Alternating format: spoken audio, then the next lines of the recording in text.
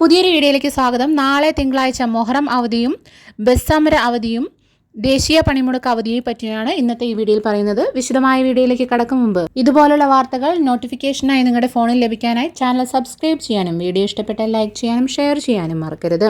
മുഹറം 9, 10 പ്രമാണിച്ച് ജൂലൈ 6, 7 ഞായർ തിങ്കൾ ദിവസങ്ങളിൽ സമസ്ത കേരള ഇസ്ലാം മത വിദ്യാഭ്യാസ ബോർഡിന് കീഴിലുള്ള മദ്രസകൾക്കും ഓഫീസുകൾക്കും അവധിയായിരിക്കുമെന്ന് സമസ്ത കേരള ഇസ്ലാം മത വിദ്യാഭ്യാസ ബോർഡ് ജനറൽ മാനേജർ അറിയിച്ചു.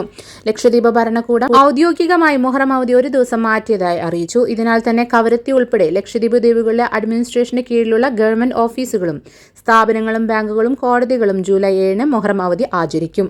ചന്ദ്രമാസപ്പിറവി പ്രകാരം ഈ വർഷം മുഹറം 10 വരുന്നത് ജൂലൈ 7 തിങ്കളാഴ്ചയായതോടെ തിങ്കളാഴ്ചയും പൊതു അവധി നൽകണമെന്നാവശ്യപ്പെട്ട് TV ഇബ്രാഹിം MLA ഉൾപ്പെടെ മുഖ്യമന്ത്രിക്ക് കത്ത് നൽകിയിരുന്നു. മുൻ നിശ്ചയിച്ച കലണ്ടർ പ്രകാരം ജൂലൈ 6 ഞായറാഴ്ചയാണ് മുഹറം അവധിയായി പ്രഖ്യാപിച്ചിരിക്കുന്നത്. ആയതിനാൽ കേരളത്തിൽ മുഹറം അവധി ഞായറാഴ്ച തന്നെയാണ്. തിങ്കളാഴ്ച അവധി ഉണ്ടായിരിക്കില്ല എന്ന് സർക്കാർ വൃത്തങ്ങൾ അറിയിച്ചു.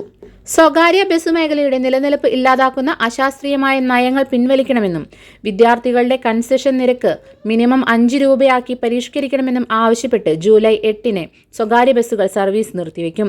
ജൂലൈ 9 നടക്കുന്ന ദേശീയ പൊതുപണിമുടക്കിലും പങ്കെടുക്കുന്നതിനാൽ തുടർച്ചയായി 2 ദിവസം സർവീസ് മുടങ്ങും. പ്രശ്നങ്ങൾക്ക് പരിഹാരം ഉണ്ടായില്ല എങ്കിൽ 22 മുതൽ അനിശ്ചിതകാല പണിമുടക്ക് നടത്തുമെന്നും ജില്ലാ private bus operators association president അറിയിച്ചു. സംസ്ഥാനത്ത് പ്രഖ്യാപിച്ചിട്ടുള്ള സ്വകാര്യ ബസ് സമരം ഒഴിവാക്കുന്നതിനായി ബസ് ഉടമകളുമായി ചർച്ച നടത്തുമെന്ന് ഗതാഗത മന്ത്രി KB ഗണേഷ് കുമാർ. വിദ്യാർത്ഥി കൺസെഷൻ വർദ്ധിപ്പിക്കണമെന്നാവശ്യപ്പെട്ട് ചൊവ്വാഴ്ച സൂചനാ സമരം നടത്താനാണ് ബസ് ഉടമകളുടെ തീരുമാനം. വിദ്യാർത്ഥികൾക്ക് കൺസെഷൻ എളുപ്പമാക്കുന്നതിനായി ഒരു മൊബൈൽ ആപ്പ് പുറത്തിറക്കുമെന്നും മന്ത്രി അറിയിച്ചു.